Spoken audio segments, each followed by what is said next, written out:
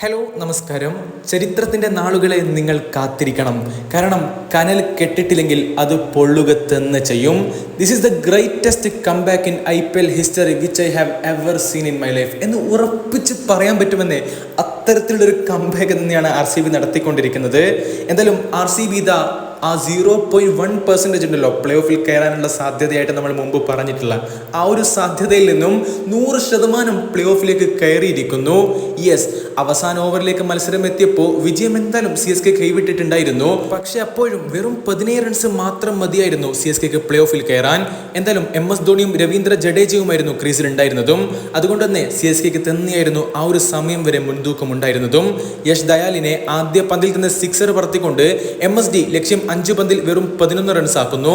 അതോടുകൂടെ RCBയുടെ സകല പ്രതീക്ഷകളും അസ്തമിച്ചു എന്ന് കരുതിയതാണ്. പക്ഷെ പിന്നീട് നമ്മൾ കണ്ടത് യാഷ് ദയാൽ എന്ന ഒരു ബൗളറുടെ കപ്പാസിറ്റി എത്രത്തോളം ഉണ്ടെന്നുള്ളതാണ്. അതെ, ദയാലിന്റെ അതിശക്തമായ തിരിച്ചുവരവ്. MSDയുടെ വിക്കറ്റ് നേടിക്കൊണ്ട് താരം പിന്നെ വിട്ടു നൽകിയത് വെറും ഒരൊറ്റ റൺസ് മാത്രമാണ്. ഇതോടുകൂടെ RCB 27 റൺസിന്റെ കിടിലൻ വിജയത്തോടുകൂടെ പ്ലേ ഓഫ് സീറ്റ് അങ്ങ് ഉറപ്പിച്ചു കഴിഞ്ഞിരിക്കുന്നു.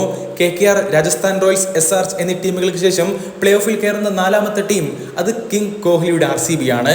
ഏതായാലും ഇവിടെ ചെറിയൊരു വിഷമകരമായിട്ടുള്ളൊരു കാര്യം എന്താണെന്ന് വെച്ചാൽ CSK പ്ലേ ഓഫിൽ നിന്ന് പുറത്തായി എന്നുള്ളത് തന്നെയാണ്. അതെ, തീർച്ചയായിട്ടും ഒരു MSD ആരാധകൻ എന്ന നിലയിൽ ആ ഒരു കാര്യത്തിൽ എന്തായാലും ചെറിയൊരു വിഷമമുണ്ട്.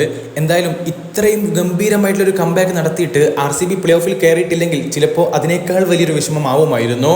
എന്തായാലും 201 റൺസ് നേടിയിട്ടുണ്ടായിരുന്നുവെങ്കിൽ പ്ലേ ഓഫിലേക്ക് എത്താമായിരുന്ന CSKക്ക് 191 റൺസ് എടുക്കാൻ മാത്രമേ കഴിഞ്ഞുള്ളൂ. ആദ്യ പന്തിൽ തന്നെ ക്യാപ്റ്റൻ ഋതുരാജ് ഗൈക്വാദിനെ നഷ്ടമാവുന്ന CSKക്ക് പവർ പ്ലേക്കുള്ളിൽ മിച്ചൽ മാർഷിനെയും നഷ്ടമാവുന്ന കാഴ്ചയാണ് നമ്മൾ കണ്ടത്. അങ്ങനെ 2 വിക്കറ്റ് നഷ്ടത്തിൽ വെറും 19 റൺസ് എന്ന നിലയിൽ തകർന്നു പോയ CSK ആണ് രജിൻ രവീന്ദ്ര, അജിങ്ക്യ രഹാനെ ആ ഒരു പാർട്ട്ണർഷിപ്പ് പവർ പ്ലേ അവസാനിക്കുമ്പോൾ 2 വിക്കറ്റ് നഷ്ടത്തിൽ 58 റൺസ് എന്ന നിലയിലേക്ക് എത്തിക്കുന്നത്. 41 പന്തുകളിൽ 66 റൺസുമായി ആ ഒരു പാർട്ട്ണർഷിപ്പ് കുതിച്ചുയരുമ്പോഴാണ് തന്റെ സ്പെല്ലിലെ ആദ്യ ബോളിൽ തന്നെ ലോക്കി ഫെർഗ്യൂസൺ ആ ഒരു കൂട്ടുകെട്ട് തകർക്കുന്നത്. 22 പന്തുകളിൽ നിന്ന് 33 റൺസാണ് അജിങ്ക്യ രഹാനയുടെ സംഭാവന. പിന്നീട് 37 പന്തിൽ നിന്ന് 61 റൺസ് അടിച്ചുകൂട്ടി മികച്ച ഫോമിൽ കളിച്ചുകൊണ്ടിരിക്കുന്ന രജിൻ രവീന്ദ്ര ഒരു ആശയക്കുഴപ്പത്തിന്റെ കാരണത്താൽ തന്നെ റൺഔട്ട് ആവുന്ന കാഴ്ചയാണ് നമ്മൾ പിന്നീട് കാണുന്നത്. അതോടുകൂടെ RCBയുടെ ക്യാമ്പിൽ വീണ്ടും സകല പ്രതീക്ഷകളും ഉണരുകയായിരുന്നു. പുറത്താവുന്നതിന് മുമ്പ് ശിവം ദുബൈയുമായി ചേർന്ന് 30 റൺസാണ് രജിൻ രവീന്ദ്ര 4ാം വിക്കറ്റിൽ സ്വന്തമാക്കിയിട്ടുണ്ടായിരുന്നതും. എന്തായാലും ശിവം ദുബൈക്ക് എന്താണ് സംഭവിച്ചതെന്ന് അറിയില്ല. അദ്ദേഹം വളരെ മോശം പ്രകടനമാണ് ഇന്ന് കളിച്ചിട്ടുള്ളത്.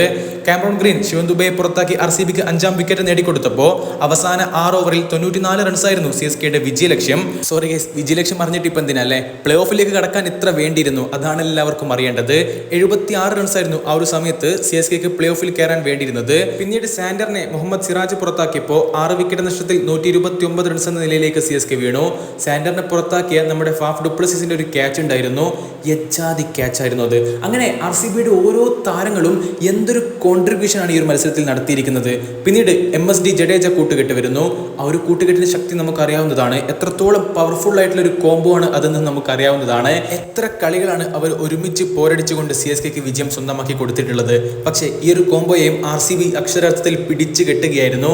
Yash Dayal what a bowler, അതിശക്തമായുള്ള തിരിച്ചുവരവ് തന്നെയാണ് എന്തായാലും യശ് ദയാലും RCBയും നടത്തിയിരിക്കുന്നത്. 10 റൺസ് അകലെ CSKക്ക് പ്ലേ ഓഫ് സ്വപ്നങ്ങൾ നഷ്ടമായപ്പോൾ 27 റൺസിന്റെ വിജയവുമായി RCB അങ്ങ് പ്ലേ ഓഫ് ഉറപ്പാക്കിയിരിക്കുന്നു. ഈ ഒരു വിജയം പഠിപ്പിക്കുന്ന ഒരു കാര്യമുണ്ട്, ഒത്തൊരുമിച്ച് നിന്നാൽ ഏത് മലയും നിസ്സാരമായിട്ട് ഇങ്ങ് പോരും. അതെ, RCB പ്ലേ ഓഫിലേക്ക്. അപ്പോൾ പിന്നെ അടുത്തൊരു വീഡിയോ ആയിട്ട് വീണ്ടും കാണുന്നത് വരേക്കും ഗുഡ് ബൈ.